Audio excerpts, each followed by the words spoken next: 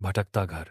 विक्रम एक सफल लेखक था, लेकिन पिछले कुछ महीनों से वह अपने नए उपन्यास के लिए सही प्रेरणा नहीं पा रहा था। उसकी पत्नी ने सुझाव दिया कि वे दोनों अपने पुराने घर पर कुछ दिन बिताएं, जहां विक्रम बचपन में बड़ा हुआ था। विक्रम ने सोचा कि वहीं से उसे अपनी कहानी के लिए वह एहसास मिल सकता है। वह पुराना घर गांव के एक सुनसान इलाके में था, चारों तरफ पेड़ों से घिरा हुआ। जैसे ही वे घर पहुंचे, विक्रम को एक अजीब सी बेचैनी महसूस हुई, लेकिन उसने उसे नजरअंदाज कर दिया। पहली रात विक्रम को ऐसा लगा जैसे कोई उसकी बात सुन रहा हो। कमरे की दीवारें धीमे से फुसफुसा रही थीं। वह उठकर बाहर निकला, लेकिन बाहर पूरा घर सन्नाटा था। दिन गुजरते गए, लेकिन विक्रम के मन में बेचैनी बढ़ती गई। उसे घर के पुराने दरवाजे की लोहे की कुंडी से खड़खड़ाने की आवाजें सुनाई देने लगीं।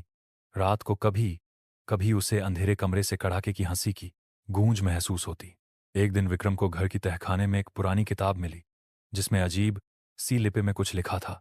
उसने पढ़ने की कोशिश की, लेकिन शब्द समझ में नहीं आए। तभी उसके दिमाग में एक आवाज गूंजी, यहां से बाहर मत जाना। रात को विक्रम ने देखा कि एक सफेद साया घर के गलियारों में घूम रहा है। वह उस साये का पीछा करने लगा, लेकिन हर बार वह किसी दीवार के अंदर गायब हो जाता। धीरे धीरे विक्रम का दिमाग खराब होने लगा। वह यह समझने लगा कि यह घर कोई साधारण घर नहीं है, बल्कि एक आत्मा के बंदी की तरह है। उसने अपनी पत्नी को बाहर ले जाने की कोशिश की, लेकिन वह खुद भी घर की दीवारों में फंसी हुई महसूस करने लगी। विक्रम ने उस पुरानी किताब को जलाने की कोशिश की, लेकिन जैसे ही आग लगी, घर के सारे दरवाजे अपने आप बंद हो गए, और उस साये की हौंसी, जो पहले दूर से आती थी, अब उसके कानों के ठीक सामने थी। आखिरकार विक्रम ने उस किताब के पन्नों में छुपे शब्दों को पढ़ना शुरू किया, जो एक पुराने श्राप के बारे में थे, जिसमें लिखा था कि जो भी इस घर में आएगा, वह वहां की आत्मा बनकर भटकता रहेगा।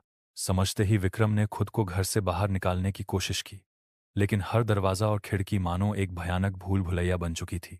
कई दिनों के संघर्ष के बाद जब पड़ोसी घर की स्थिति देखने आए, तो घर खाली मिला। विक्रम और उसकी पत्नी दोनों गायब थे। केवल वही पुरानी किताब खुली हुई थी, जिसमें लिखा था, जो यहां आता है वह फिर कभी नहीं लौटता।